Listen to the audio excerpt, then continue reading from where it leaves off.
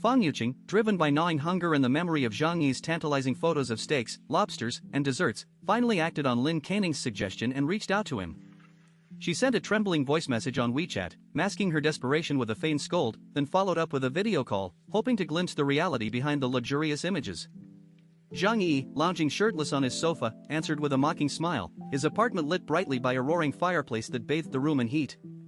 He sent a photo that unintentionally revealed not only the fire but also a spread of high-end provisions, dried scallops, fish maw, abalone, caviar, truffles, and leftover lamb chops stacked beside his exercise equipment.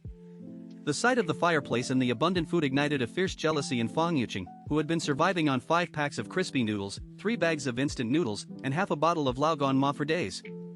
During the call, the stark contrast between the two women's conditions became painfully clear. Lin Caning and Fang Yuqing huddled in thick blankets, their faces gaunt and skin pale from the relentless cold that had turned the lower floors of the city into a frozen wasteland. Their cosmetics had melted, their hair was disheveled, and the dim, ration light they were accustomed to was a distant memory. In contrast, Zhang Yi's apartment was warm, brightly illuminated, and filled with the scent of cooking. He casually mentioned a heatstroke as an excuse for his absence, then laughed at their disbelief, pointing out that his fireplace rendered the external -50 degrees irrelevant. The women, unable to hide their awe, stared at the kitchen's bounty, each morsel a dream turned tangible. Lin Caning, initially skeptical that the images might be fabricated, gasped at the authenticity of the scene, exclaiming that it seemed like heaven. The realization that Zhang Yi's family still possessed a surplus of food and a reliable heat source deepened the sense of injustice that had been simmering among the residents. Fang Yuqing's desperation shifted from passive longing to active planning. She began to contemplate traveling to the 24th floor apartment, seeing Zhang Yi not only as a potential source of nourishment but also as a possible refuge from the unforgiving cold. The call ended with Zhang Yi's indifferent stare, his thoughts drifting back to his own comforts and the lingering obsession with the Asian sorcery that had once driven him. The women, left staring at the screen, felt a mixture of envy, humiliation, and a renewed resolve to find a way into his fortified haven. Their hope now hinged on whether they could breach the steel door-locked sanctuary that housed warmth, medicine, weapons, and a cache of luxuries that seemed unattainable to the rest of the city. The chapter closed on the lingering image of the fireplace's glow, a beacon of safety that starkly highlighted the widening gap between the privileged few and the starving many. Through a shaky video link, Fang Yuqing and Lin Caning stared at the interior of Zhang Yi's 24th floor refuge and felt the sting of envy. The camera captured a modestly furnished kitchen stocked with dried scallops, fish maw, abalone, caviar, truffles, lamb chops and chicken legs, while a crackling fireplace bathed the room in amber light. The two women, gaunt from subsisting on a single pack of instant noodles each day, could not hide their disbelief. The sight of abundant delicacies and steady heat seemed like a mirage in the 10-day-old apocalypse. Zhang Yi answered their stunned greetings with a casual tone, congratulating them on their weight loss and teasing that his pantry was just junk food he ate when lazy. He let the camera linger on the rows of high-end provisions, then turned it to the glowing hearth, proudly declaring, "We have a fireplace. It's unbearably hot inside." His remarks, thinly veiled in sarcasm, cut straight to the heart of their suffering, and the women's throats tightened as they tried to swallow their resentment. Seeing an opening, Fang Yuqing slipped into a practiced, coquettish persona, addressing him as Brother Zhang Yi and pleading to be allowed inside. She reminded him of past flirtations, invoked the goddess image she had cultivated, and promised to bring a small gift if he would open his door.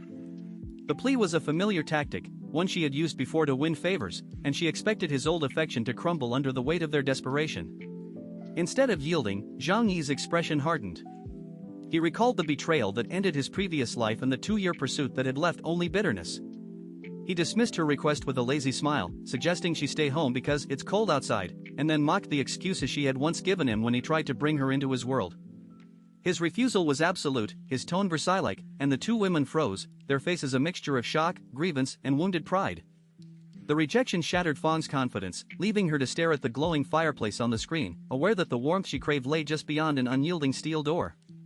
The call ended with Lin Caning silently watching the disparity, while Fang Yuqing's voice trembled between anger and forced politeness.